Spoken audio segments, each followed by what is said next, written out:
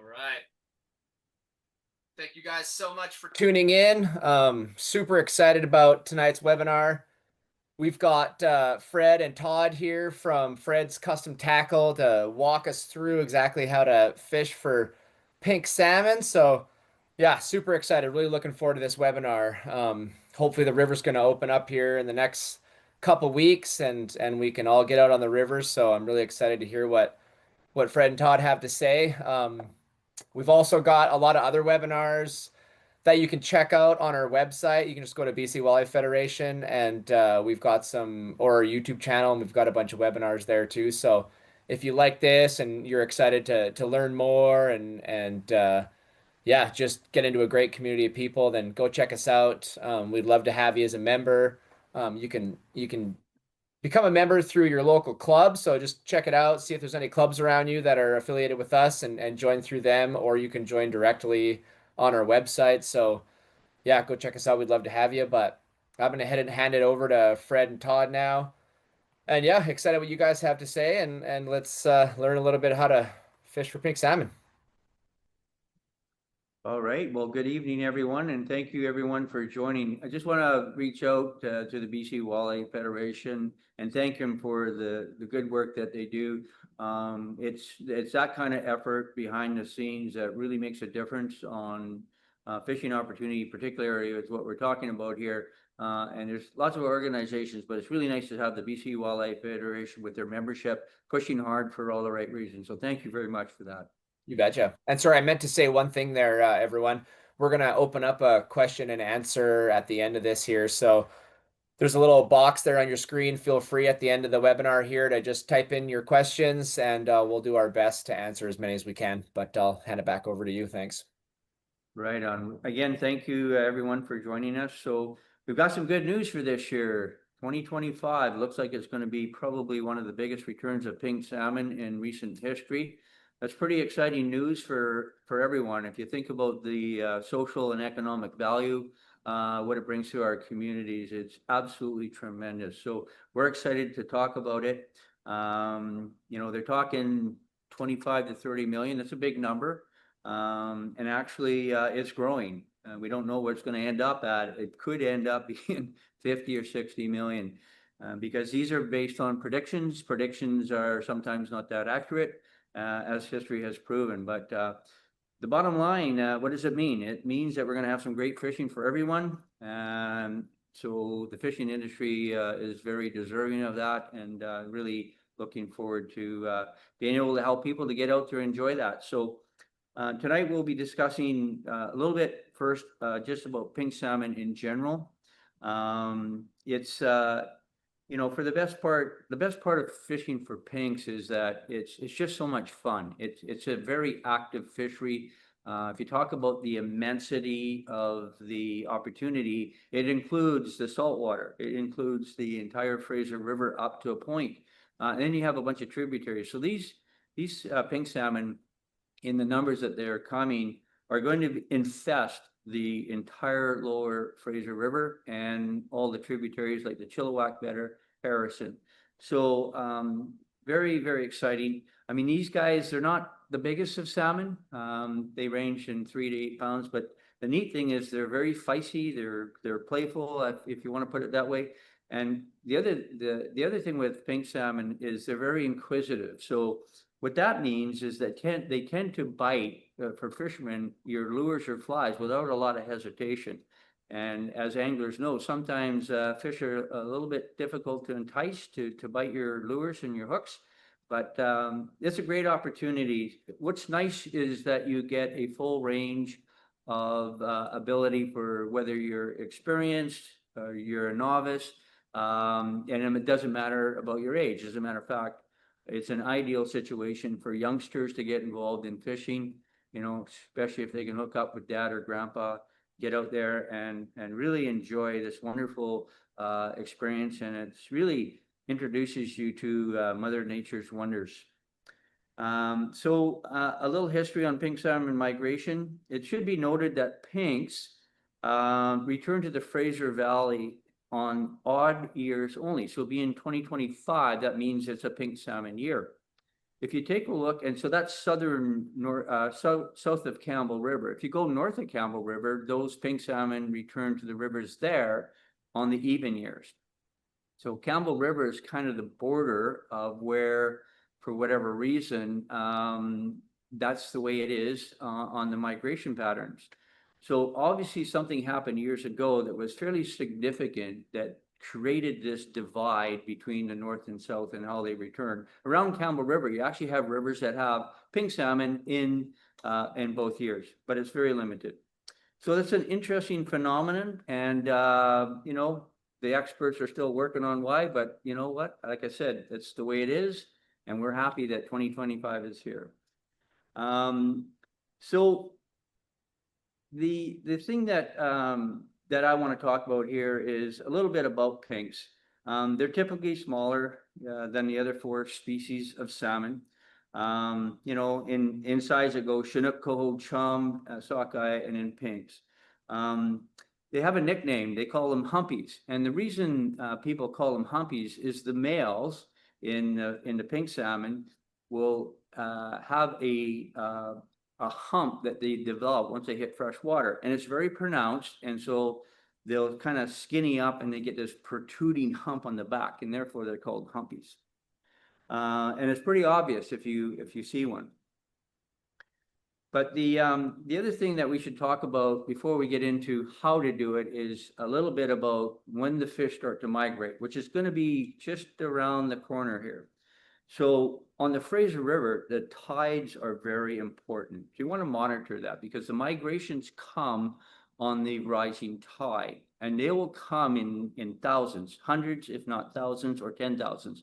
And it's really a phenomenal thing to watch the massive pink salmon moving up the river. The reason they come on the tide is because the Fraser River water currents will slow down. It just makes your job to make it into the river, to the spawning grounds, a lot easier on them, and you get a higher survival.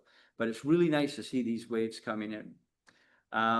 So as the fish migrate, they're not just coming up constantly swimming. What they'll do is they'll come up and they'll find a nice little space to hang out. It might be a backwater or some place where you'll have groups, and they'll get out of the current and they'll just sit, and then they might stay overnight or whatever. And that's kind of what you're looking for is along the Fraser River. You're going to look for areas where the fish are stacking up. Obviously, the fish that come into the river, the first ones are in really, really good shape. So they're chrome bright, they're beautiful, they're very feisty, fun to catch. And then as they enter into the river after a while, they start to show the signs of them wanting to spawn, which means they're going to color up. The quality of the fish is going to degrade, but you're going to have a good 2 or 3 weeks before you have to worry about that. So the one thing I did want to mention too is pink salmon are a mainstream spawner. So you'd be surprised of how quick the current will be where you can actually activate fish. And a lot of the fresh fish are going to be out in that faster current. So keep that in mind when you're going out and looking for your places to go fishing. So the other thing is the part of fishing for pinks is that it's really open-ended when it comes to the tackle that you can use, and we're going to get into that quite a bit. So whether you're a gear fisherman or a fly fisherman or both, you have a great opportunity to go out there and to catch a lot of fish in a short period of time. The most important thing is that when you're out there, it's such a great opportunity. You just want to make the best of it. So we're going to talk a little bit about getting prepared for your trip, just to make sure everybody's happy and safe. So Todd, I'm going to let you get into that part of it because it's really important to go out there and be prepared. Thanks, Fred. And thank you, everybody, for joining us today. When we talk about prepared, the first thing you got to know is, you know, what can I fish, right? So, you know, don't leave this video and go running out to the river and start fishing because we're not there yet. We got to wait for a DFO to give us the thumbs up so we can get out there fishing.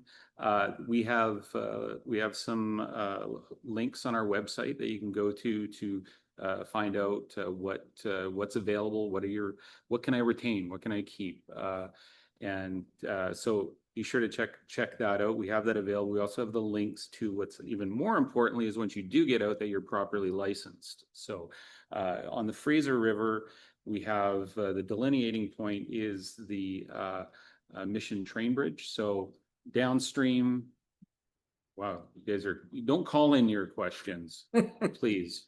Just so you can hear the phone. Anyway, our phone's ringing.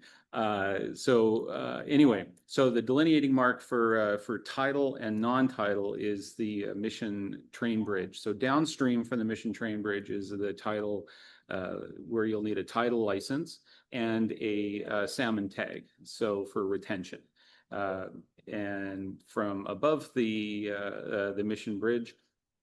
Train Bridge, you'll need a freshwater license and again, you'll need a salmon tag for that as well. We do sell licenses in shop. Be aware that when it's salmon season, it's busy. So it can be tough for us to get the license, but you can get that online very easily. Again, we've got the links on our website for your licensing. So you know what you can catch, you know what you're now licensed, you're ready to go, and be sure you're properly geared up. So you want, breathable waders are an excellent option. Today's technologies and waders for us old guys, we like the zipper. Zippered waders are great. And with the breathable wader, the nice thing about that is you can layer underneath. So if it's in the summer, you can roll them down and wear them as pants, but you'll be nice and dry and comfortable. Be sure to tighten up the belt if you're wearing waders, because if you fall in, the last thing you want to be doing is filling your waders up with water. And PFDs, never a bad thing. If you got youngsters with you, fishing can be, a hectic time out there. Make sure your youngsters have a PFD on, and wear one yourself. That doesn't hurt anything, right? Nothing like having you being another statistic. That's kind of the last thing we want. Wear a hat. Nothing like as the hairline recedes, the hat becomes that much more important, right? Nothing like burning that bald spot, right?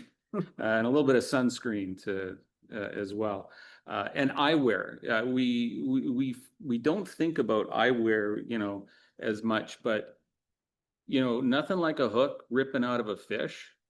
And well, as they say, all's fun and games until somebody loses an eye, and that's the last thing you want to do. So wear a pair of sunglasses. Don't have to be expensive ones, although we do carry a full selection of fishing eyewear here at the shop. That can be quite helpful. So yeah, and so comfort, safety, keep those in mind and get your license. Yeah, Todd, thank you. Definitely safety comes first. And just to add to that, if you're out on the river, be very mindful of river currents. The water can be very deceiving, and if nobody's ever experienced the power of water, you're going to get a rude awakening. It's really important. The other thing, especially on rivers like the Fraser, where the visibility isn't really all that good sometimes, it's very deceiving, and you might step into some water and next thing you know, your hat's floating. And the other thing too is a lot of the rivers, you got to be really careful because the banks may not be stable. The Fraser's notorious for that. And the other thing is a sandy island, if you're out there fishing and the current starts to happen, can disappear. I mean, there's been some horrible experiences out there for some people. So just be mindful, be safe, and you know what? And we'll get on to how do we catch these guys. So with the abundance, there's going to be lots of a variety of people out there. The entertainment factor is going to be off the charts. And so, when you're setting up with rods and reels, just about anything goes, but our recommendations are, if you think about it, we talk about the majority of this is probably going to be a gear fishery. The simplest thing to get is to have a 7 to 9 foot spinning rod. We recommend a light to medium light action. And the reason for that is, one, you want to enjoy the fish. You want to be able to cast the rod to get some distance. And if the fishing rod's too stiff, it's hard to cast some of these lures. There's not a lot of weight to them. So you want something that's going to get that lure out into the river where the fish are. You got to get to where the fish are, and you got to get that lure into the zone. So spinning rods and reels are great. You can use level wind reels if you want. Some people are very proficient. Spinning reels are just really easy, especially for beginners. Then you got the center pin reel guys. They're crazy about center pin reels, and you can use them. They tend to use a float and weight combination. I'm just going to grab one actually here. So a level wind outfit like this, super technology is incredible on these things right now. And the setup is going to be probably with a float, which is like this here. You can have a weight or maybe not, depending on what you have on here. This happens to be a jig, and it happens to be the right color. It's a cerise colored jig. And you can throw that out there and let it go through the current. You can hold back on it. You can wind it in slowly. So there's lots of ways of using the float for the guys who love center pin reels and float fishing. And then of course, you've got the fly fishing aspect. And there's a lot of dedicated fly guys. This is a great opportunity to go out and really have fun on a fly rod. And for that, we're recommending, a 9.5 foot rod, probably a number 6, number 7. 7 weights will give you a little bit more distance in your casting, especially with the wind. And we all know how much wind can happen out on the Fraser River. So that's kind of the general rule of thumb. On your rod and reel combination, so if you got a spinning reel and this happens to be a nice little 7-footer with a great little Daiwa reel, so what do you put on it? Well, one of the most popular things is braided line. Braided line is popular because it's very thin. There's no stretch to it, so it's great for setting hooks. Very, very durable, so it's a great way to go. It's a little more money, so if you don't want to do that, you can just put monofilament on there. Braid, I would say 20, 25-pound braid, maybe 30-pound braid is good. Go to monofilament. You don't want to put too heavy a line on there because it tends to spool off the reel. So maybe, 8, 10, 12. I'd say 10 or 12 is probably the most popular. But what you can do with that, obviously, is leader down, and that's important. You want to be able to leader from your main line through a swivel. Maybe you have a weight on there, and you want to drop that down, especially when the water's clear. You might even go fluorocarbon leader, which is invisible, so the fish can't see it. Generally, it's not a problem with the pinks, but there's a lot of people out there throwing a lot of stuff. Sometimes it's the guy using fluorocarbon, whether it's a gear or fly rod, that's going to pick up a few more fish. So not that it's a competition, but a little heads up. You do want to have a reel that's going to hold at least 100 yards of line, because you're going to have a few accidents, and it's very easy to run out of mono or braid or a tangle. So always have a little bit of backup on that. So the equipment, use what you want, use what you got. But really, if you want to come in and talk to the boys, they'll really get you dialed in. There'll be a lot of good combinations here for you guys to take advantage of. So things to try. Well, pink salmon, it's interesting that pink salmon seem to be interested in any lure or fly that's got pink or cerise on it. And there's many choices.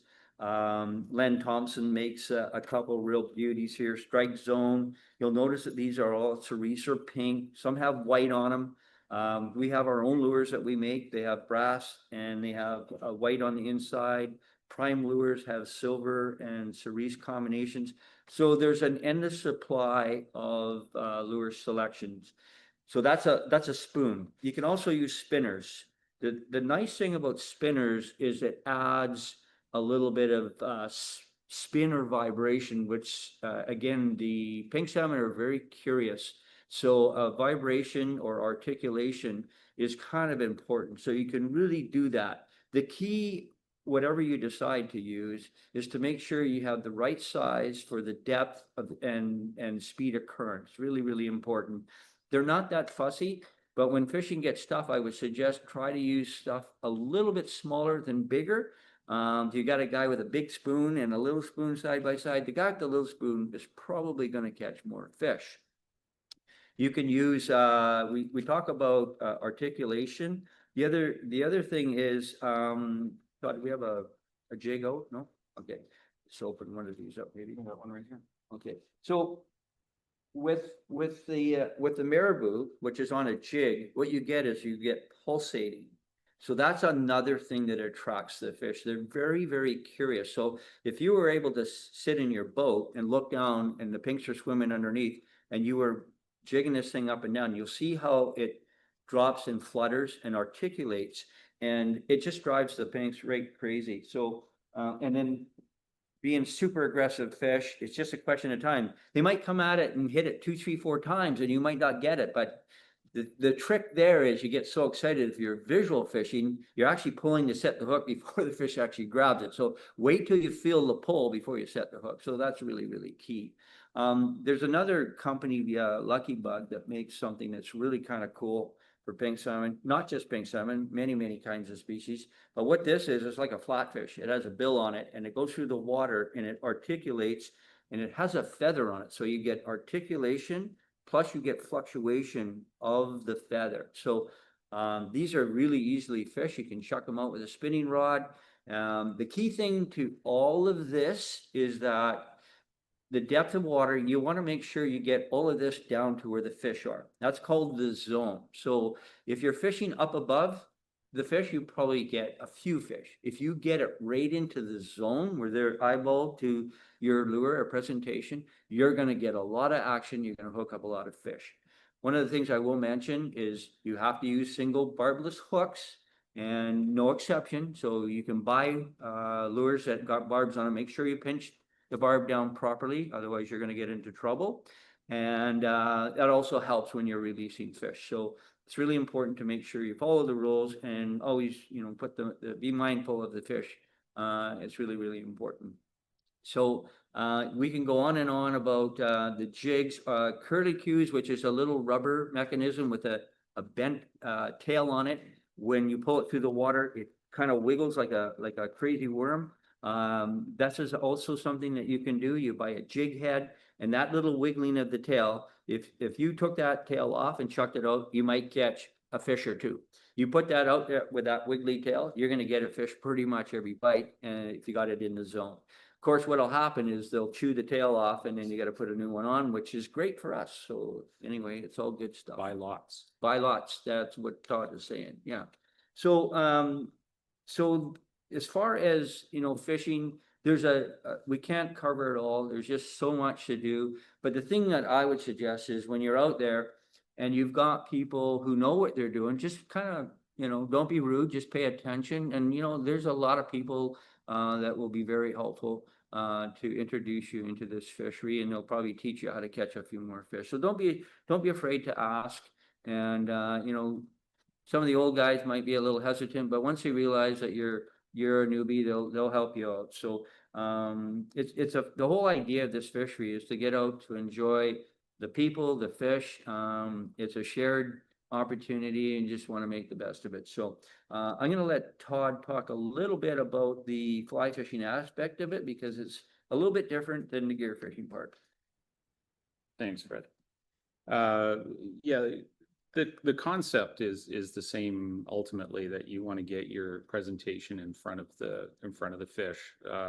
They are curious fish, but they're really only curious if they're seeing what you're presenting, right? So from a fly perspective, there's a broad spectrum of flies that you can use. Most of them are going to be, sorry, I know this is really small, but most of them are going to be pink. Yes, that is pink. And this they come in either in a streamer format, where where typically something along this lines, where they have a straight eye and you'll strip them through the water, and hopefully a curious pink salmon will see it and come after it. Or we've got these, which are a jig style fly, which again in pink, but pink, also chartreuse is also an excellent color for pink salmon. And in the jig style, it can also be stripped through the water column. You can also put it under a strike indicator, like one of these Oros strike indicators, and actually drift it. Find the depth, right? And these come with a tungsten bead head, so they'll be down fairly low. And you can actually just drift this through. And a lot of the times, pinks, especially when they're stopped, they're catching their breath, they've come a long way. Sometimes they're just not interested in chasing something. So it's the mood of the fish, right? And in this case, you can get them to take something as it meanders by them, as opposed to something they don't really feel like chasing at any moment in time. So from a gear, Fred was talking about a 6-weight or a 7-weight rod is adequate. If you're looking for something multi-purpose for that, and maybe when the chum are in coho, maybe an 8-weight, would be is another option for a multi-purpose. If you're thinking about getting into fly fishing for salmon, you might look at an 8-weight as a multi-purpose. You'll cover the pinks, the chum, the coho, and springs. So consideration in terms of lines, floating line, you'll want something that has a heavier weight forward, so that you can maybe just do a roll cast in a tight situation. You can use a heavier fly and get that fly out there. You can tack onto a floating line. You can tack on a sinking tip, and the sinking tip will help get your gear down in front of those fish. If they're in deeper water. In shallower water, a floating line with a longer leader is fine. But usually, especially when they're get into the vetter, those fish will be fairly shallow. They'll be fairly tight to shore, so you don't really need to have a big heavy outfit. Or you can go with something that is like these sonar still waters from SA. These come in like a type 1 with a type 3, or a type 3 with a type 5, and these are really nice lines for fishing the waters from tight water to something where you got to go a little bit deeper. In terms of the presentation, like I said, you can strip, so cast it out there, get it down in front, strip. Vary your presentation. If you're under an indicator, well, cast it out there under the indicator. Make sure you want to find bottom and then move up from there, and then drift through and hammer some fish. That's about it. So yeah, it's a great it's a perfect entry point for anybody that wants to do salmon fishing on the fly. Yeah, get out there and do it. Right on, Todd. Okay, well, there's a few more things I think we should cover. Just gonna reiterate, make sure you follow the rules. So one of the things about following rules is you need to be able to identify your fish. You're gonna go out there fishing and targeting pinks, but you could catch the odd coho or steelhead or a chinook. And if they're legal for retention, that's great. But if they're not, you got to make sure that you put them back. So you have to be able to identify them. We don't have the time, but you can check with us. But simply, the male humpies are going to be obvious. You're going to have a big hump on the back. They're going to have lots of black spots on them, especially on the tail, which really distinguishes them from the other species. And they're going to have a little bit of a green tinge to them. So that's good enough for now. Usually the coho and steelhead and chinook are going to be pretty silver bright. So if you're not sure, make sure you ask somebody who's close by, so you don't whack something and then the fisheries guy come and taps you on the shoulder and takes your brand new fishing rod and reel away. The other thing is you got to be aware of the limits, which is up and coming. We don't know what that is. Single barbless hook, again, there's no excuse, and they will test it though. Put it through their little shirt, and if it sticks in there, you're going to get a fine. Debar before you go. Debar before you go, because that's what happens. You're into panic and you break off, or you lose your hook, and then you're trying to do it, and sometimes you forget, and that's no excuse. You're going to get a ticket. So fish handling and releasing, that's another thing that happens. The simple thing is, if you catch a fish and you want to keep it, that's fine. But if you're going to release the fish, make sure you take the care. Don't pull the fish up on the beach and have it flopping around and getting all full of sand and stuff. Just keep the fish in the water. They'll tame down. Try to gently remove the barbless hook out of them, and make sure when you release the fish, you actually make sure that the fish is doing okay. Keep it pointed upstream in the current, and once it gets healthy and wants to go, you let them swim away. So if you're going to kill them, and it's important to look after, especially when you eat the fish. You know, you get the fish in, good thing to do is to bleed the fish out so that the blood doesn't go into the internal organs and therefore into the meat. Take the fish out, and the other thing is, it's summertime, you know, take that fish and you know, put it into the cooler right away. You don't have to clean it right away, but you know, don't wait till tomorrow to clean it. You gotta really look after this precious fish. It is delicious on the barbecue. And so, you know, cost of food nowadays, go out there and put some fish in the freezer. And then releasing, it has to be released right away. You know, a lot of people want to take a picture, that's fine, quick picture. But you know, really, you gotta put the fish as a priority. You get a picture, if not, get the fish back in the water as soon as you can.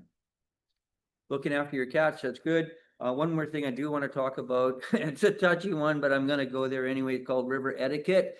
You know, I would just suggest that, you know, going out there, you just gotta use some common courtesy and some common sense.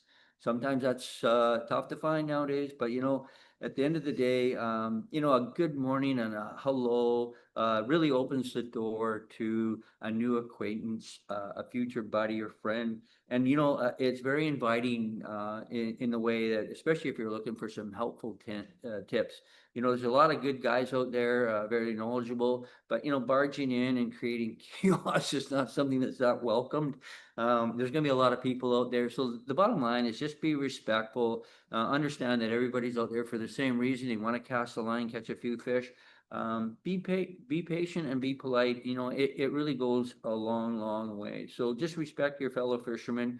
I mentioned it before, the old guys might be a bit hesitant, but you know, those are the best guys to learn from. They've been around for a long time. They know all the tricks of the trade.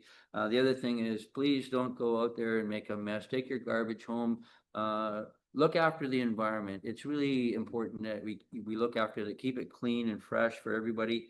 You know, this fishing is can be very competitive, but you know, this isn't a fishing competition. This is a family thing. Get the kids out. And I would just close with this is, you know, learning to fish at a young age is really a powerful thing. To think about it, it just creates so much interest in a healthy activity, which is welcome today. It builds a really good foundation, and for the future, it could even turn into a career. I mean, look what happened to me. The tremendous social and economic value cannot be underestimated for the community. If you think about about this, a lot of people get hung up on the economic value. I put more emphasis on the social value. So with that, I'd just like to say, you know, fishing for pinks is going to be easy and fun. Please be safe on your fishing adventure and enjoy. So hopefully you enjoyed this. Great. Thank you guys so much. That was awesome. I really liked what you guys were just saying about, you know, keeping the fish in the water. That's really great. Keeping it as wet as much as you can if you're gonna throw it back in the river, and knowing your species. I think that's super important, you know, learning what you're catching so you're not bonking the wrong fish. That was a really good point. And then the river etiquette, that was great. I've personally got so many friends just from having good etiquette on the river and saying hello and not, you know, low holing and creating friendships from there. So that's awesome. Thank you guys so much. Welcome. Okay, well, let's open up some questions here, and looks like we got a few in the hoppers, so I'll just kind of read them out, and I'll probably just go from first names since I'm terrible with last names, and and go from there. So, all right, let's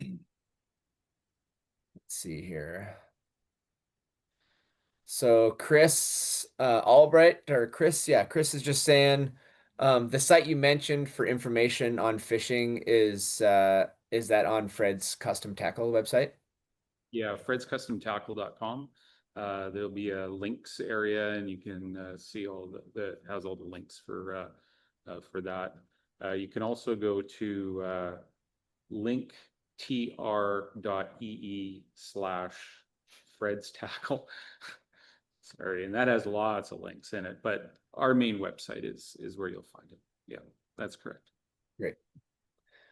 Dennis is asking, when do we anticipate opening day of the pink fishery for the Upper Fraser above the Mission Bridge? Well, that's the $10 million question. We don't know. Again, you know, the BC Wildlife Federation and others are pushing really, really hard for this opportunity.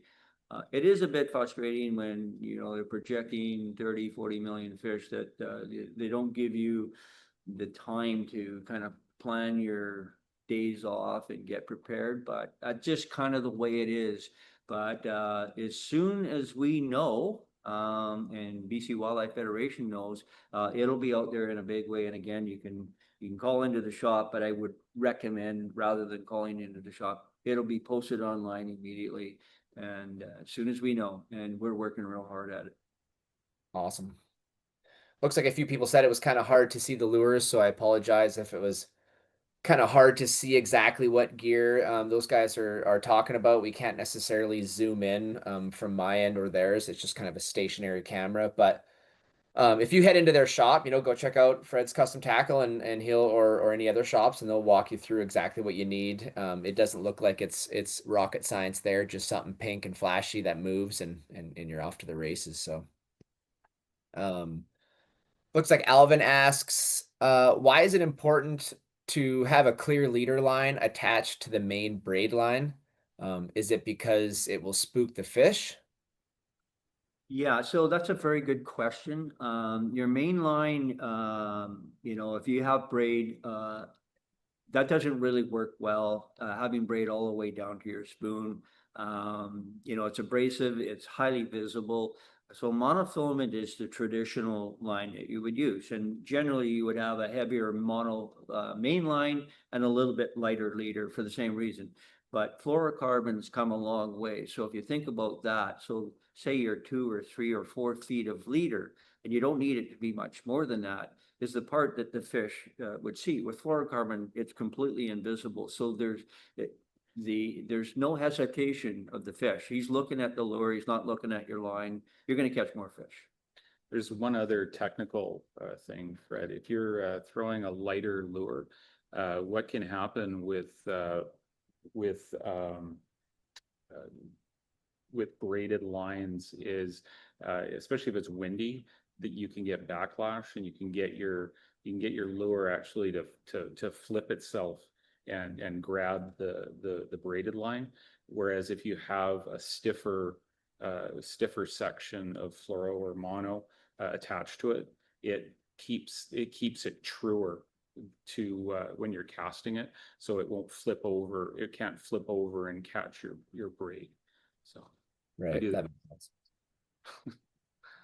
Another person is asking, they're anonymous, how big a hook you guys reckon on the lures there? Todd, go ahead. Okay, I'll answer it. Well, you can do this one. Yeah, so if you take a look at it, the hooks do not have to be very big. So the manufacturer sometimes will put a hook that's maybe a little bit big on there. You know, the bigger the hook, the harder it is to set the hook. So just be mindful of that. But then the other thing is you want a strong enough hook. If you hook a nice big fish and you keep straightening the hooks out, that really kind of reduces your amount of fish you're going to be able to take home or play with. So what I would say is it's proportionate to the lure size. So this is a 2/5. That's probably a number 1 hook, which is probably reasonable. You could go down or up a size, but I'm a firm believer in smaller hooks, especially if they're strong enough.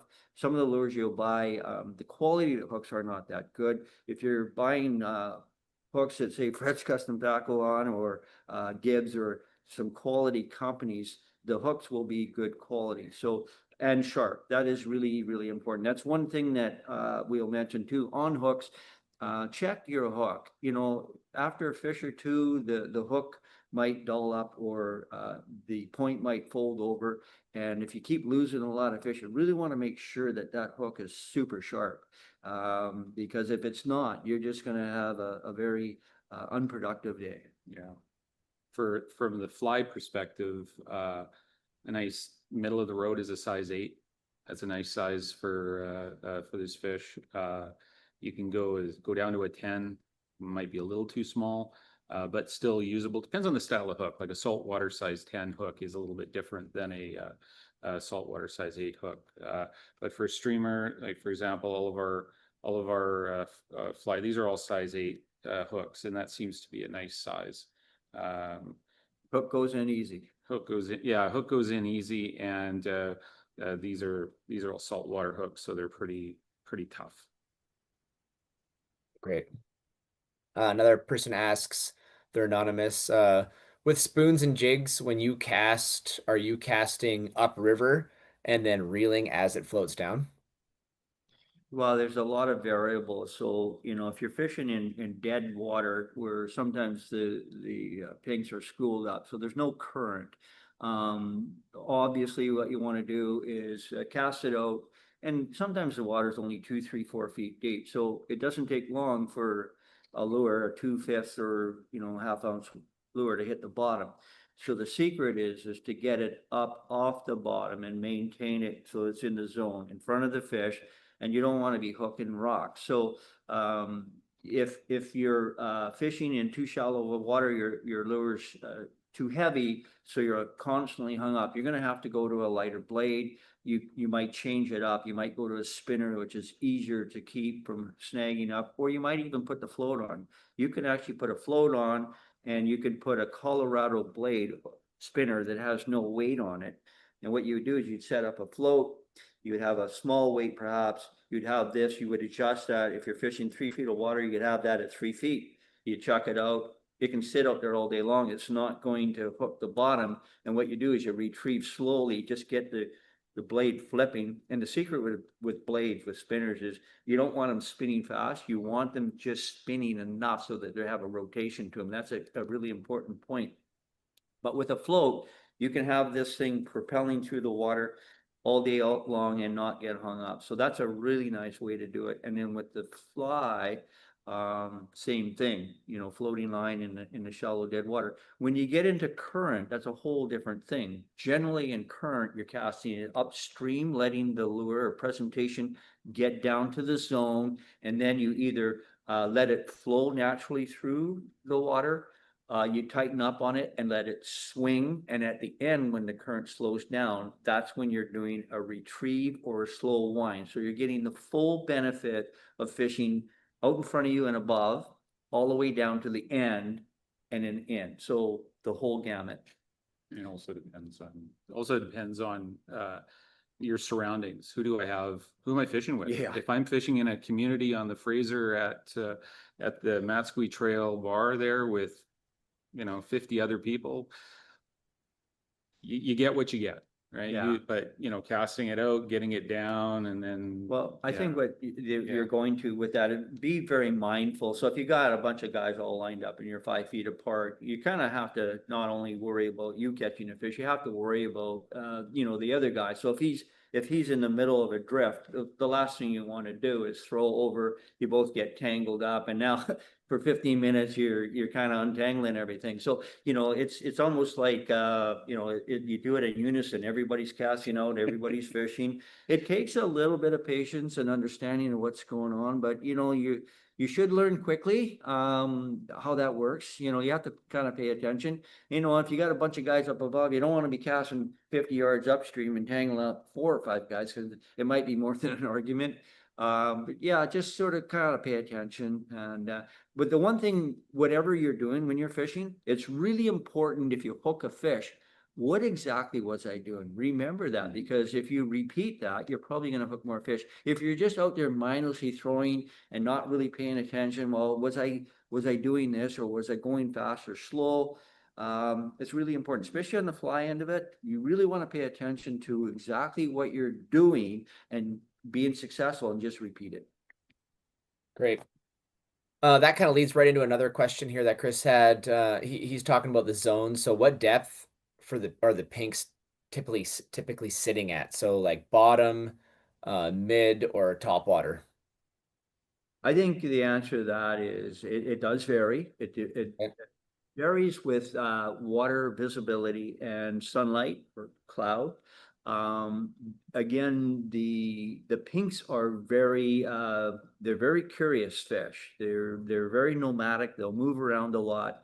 But generally speaking, you got to think about it. You know, the fish is very comfortable at the bottom part, you know, just off the bottom. You know, they're not going to swim with their belly scraping on the bottom. They're probably going to be, you know, a foot or two above the bottom. In real deep water, they might come up a bit.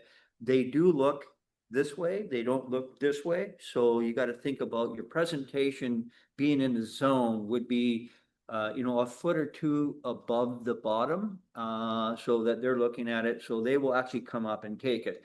But if you're fishing in 5 or 6 feet of water and you're fishing the top 6 inches or a foot, you might have fish come up there, but not much action. You've got to get it right down in front of their face, get their curiosity going, and then they will maybe chase it and attack it. Awesome. We've got a few questions, just people asking exactly where to fish on the Fraser River. Is there somewhere you can point to everybody? Yeah, you're gonna get us in trouble. I'll let I guess I more mean like what's open. So like where are they allowed to as far as on the Fraser River goes? Yeah, so you know, the regulations are not out exactly yet, so we don't know. But generally, we can expect to have the entire Fraser River up to I guess Yale or maybe Hope, I don't know. The Harrison River will have a limit on it, so the lower Harrison's going to be an opportunity. Probably most of the Chilliwack Bitter system, the Stave, Pitt, those will have opportunities.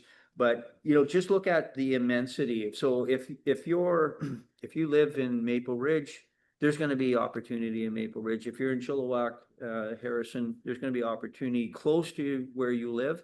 But everybody's going to get adventures. They're going to go out. They're going to find out, you know, where they're being successful. The people that are out there, they kind of build that little friendship, and so it's pretty wide open. To get, you know, if somebody really has no idea, we have maps here at the shop. You can come and pick some up. And we'll be talking about that generally, but Todd, you can add a little bit more to specifics. Yeah, like if we're talking the Fraser River, and typically you're going to be looking for a sandy bar, like a sandy area that has a relatively shallow grade to it. Is pink salmon, they're not looking for the deepest water. They spend their time in relatively shallow water. So for example, in Abbotsford here, we've got some beautiful spots. You've got we've got the Matsqui Trail bar in Surrey and Langley area. You've got like Derby Reach, and I can't remember the other one there, Glen. Anyway, I can't remember the name of it. I've been there, but again, it's you're looking for like a sandy bar that has a relatively shallow grade to it.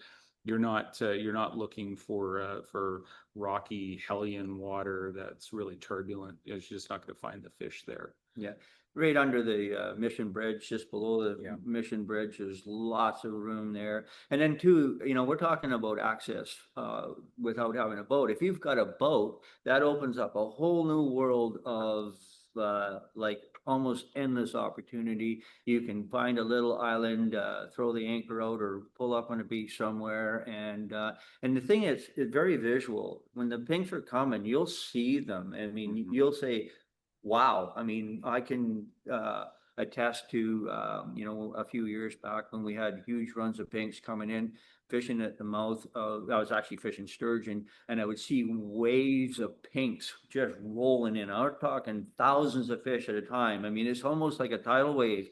And interesting enough, fishing sturgeon, you see 7, 8, 10-foot sturgeon coming through a pack of pinks and just slamming them and then going back and gobbling them up. So quite fascinating to watch. So, you know, if you're in the Fraser, visibility is not that good, but they will be visible. Just watch for them porpoising.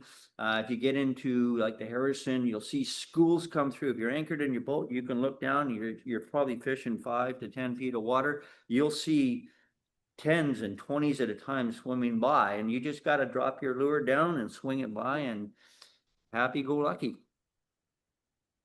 Great. We got another question here. How long of leaders are you guys talking about here for? This comes from El Maria. Sorry if I am not saying that right, but how long a leader do you recommend for fly fishing and gear? So for fly fishing, it really depends on your technique you're going to use. So for example, if you're going to be running an indicator with a like a jig style fly or even a streamer for that matter, uh, 7.5 foot tapered is fine.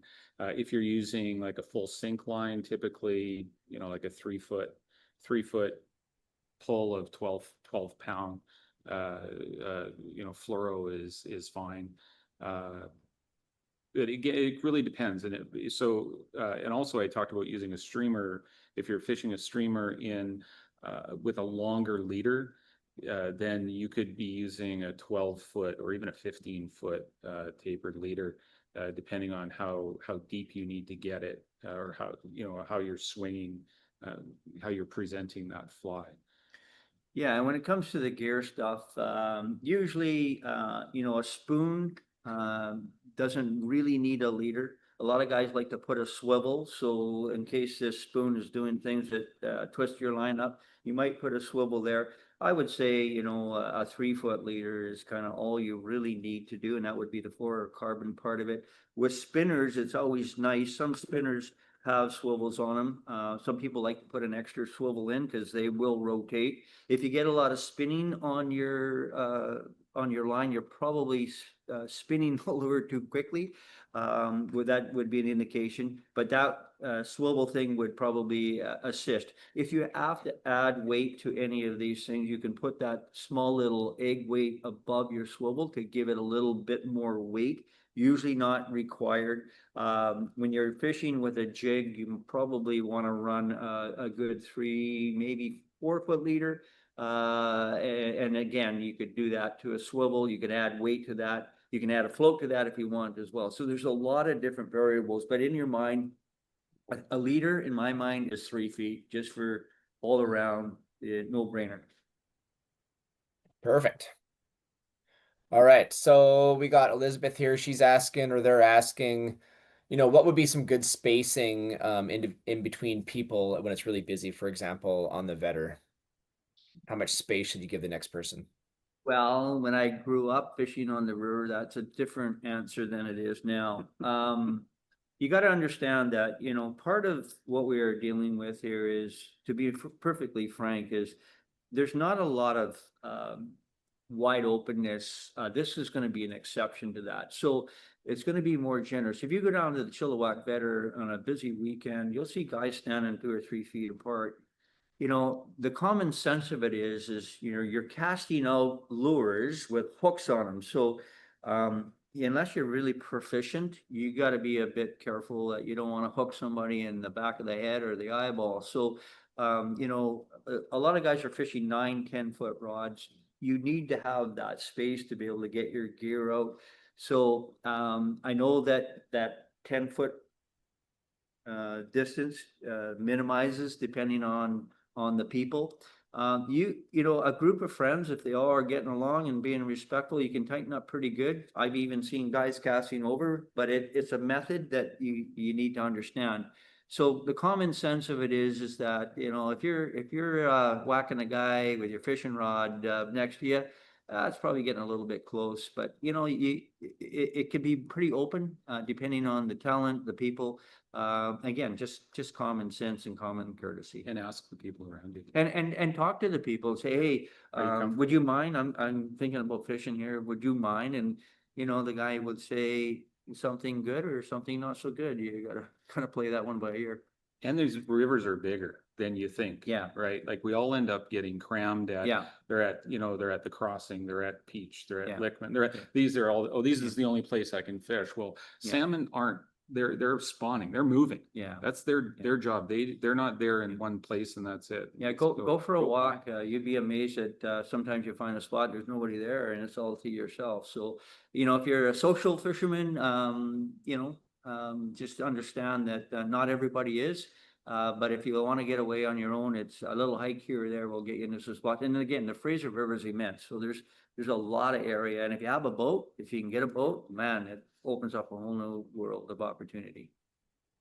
Great. Devish asks, how do you guys feel about a net? Do I need a net to land the fish?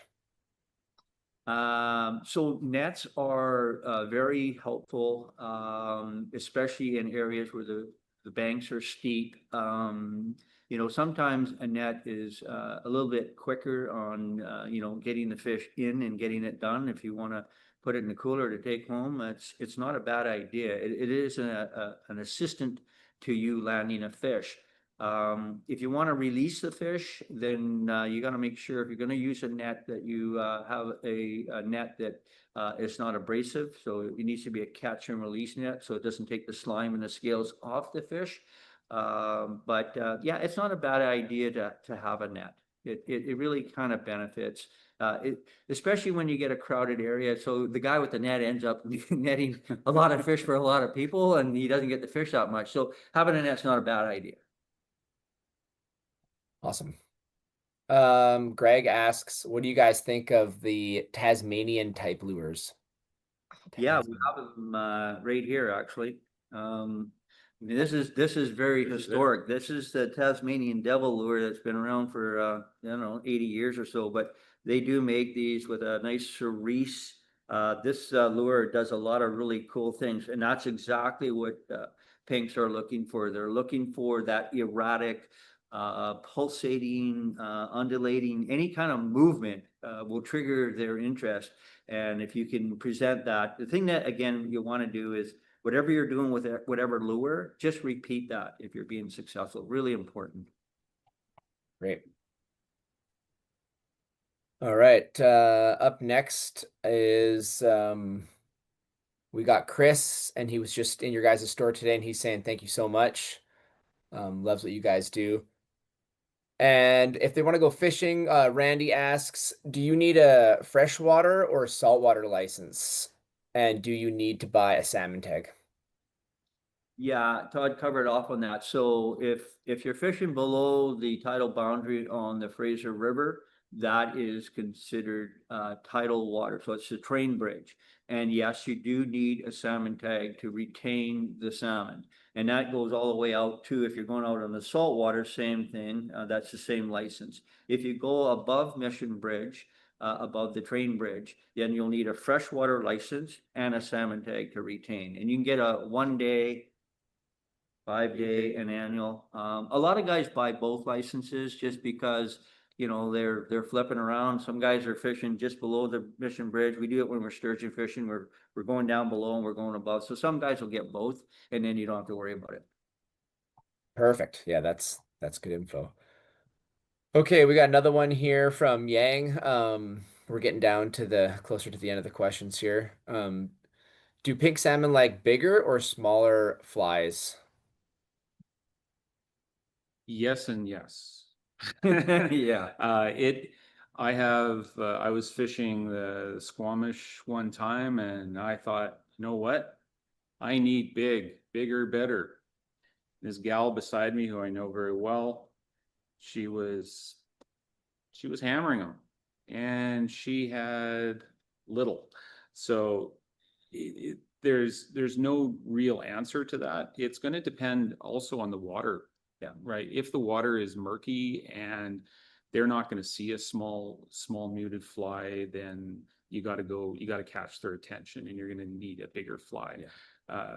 Like a big woolly bugger or something like that, something that they're really going to be able to see, and because they're very visual, right? They're not feeding, they're reacting, they're responding, they're curious, so that's the answer. Smaller, bigger, depends on the water and the behavior. Like if the fish are I was mentioning earlier, if the fish are just hanging around, they're not really active, then sometimes smaller is better because they'll kind of see it and respond to it. Great. Awesome. Alberto asks, how important is it to put a swivel on your main line to your leader? Well, if you're running into reducing from your heavier main line to your leader, it's necessary. If you're getting a twist in your line, which is very annoying, It's another way to have another turn. A lot of the lures have swivels on them, but having a secondary swivel, whether you're trolling, which we didn't get into, but you can troll for these things if you have a boat like this mouth of the Sumas. So anytime you take that way that, the fact that your line can twist up, you're just going to save yourself time and energy. So it's always, I think, a good idea. Some people, find it frustrating because you have a swivel that you're tending to wind into the tip of your fishing rod. So you have to be mindful that when that swivel gets close, you don't want to wind it in and break the tip guide, or it gets stuck in and you go to cast and you got a big mess. So it really is up to you. But if you're having those problems, it's a swivel is very much in your favor. Perfect. Uh, And then just go ahead. If you are finding that your swivel is getting in the way and you're casting spoons, not so much for spinners are that's where you'll want to swivel. But another thing to do is like do an Alberto knot or a uni knot or something like that to braid to your braid to fluorocarbon to so that you can reel in and cast it easier. Yeah, that's not a bad idea. You got braid on your reel. A lot of guys will have what they call a shocker, and it can be, it doesn't have to be 3 feet. You can have a 10, 15, 20-foot chunk with the knot that he talked about. You'll go and braid directly to monofilament or fluorocarbon, and then you can use that, which tends to cast really well. It reduces the twisting on the braid. So you don't need a swivel. You can just go braid to mono or fluor directly and go 10 or 15 feet, whatever you like. Awesome. All right, that sounds like this one's going to cover quite a few questions that we've got here. Richard asks, is the best timing to hit the river an hour or two before high tide or as the tide is still coming in? So when is the best time to kind of hit the river with the tides? Well, I think the tide as it starts to come in is the beginning of the run. So it's really good to be there at the end of the tide, and when the tide switches, and then you're there at the right time, and you're there maybe a little bit ahead of the other guy that's kind of trying to get off work, whatever. So ideally, you want to get down there at the end of the tide, and then you can actually watch Mother Nature. It's miraculous when those fish start moving. It's quite something just to sit and watch, even if you're not fishing. But yeah, being there as the tide's coming up is probably better. But that doesn't mean that fish don't come up all the time. It's not that the majority of the fish are going to take advantage of the fact that they can swim up easier. And then there's fish that aren't going to be moving around. They're just going to be hanging out. I mean, if you take a look at Island 22, some of those backwaters in there, there'll be hundreds, if not thousands of pinks, and they're not really moving. They're just hanging around. So if you got a boat or you can find a spot like that, the tide isn't so much a factor up around Chilliwack as it is down near Mission or below. It's a big factor in what they call the tidal water. Perfect. Awesome. Well, that essentially kind of wraps it up. There's a few others, but I think we kind of touched on all of it. So perfect. Thank you guys so much. That was really great. I think everybody's learned a lot. Well, you're very welcome. Thank you, BC Wildlife Federation, for hosting this, and just get that river open and let us know when, and we'll be happy. We'll do the happy dance. All right. Perfect. Well, hopefully we'll see you out there. Shared on your website, is that correct? Pardon me? It's going to be shared on your website, is that correct? Yeah, you betcha. Yeah, we'll be putting on social and everywhere else. Good stuff. Thank you, Money. Really All appreciate right. Yeah, thank you guys so much. That was really great. it. Good night. All right. Take care.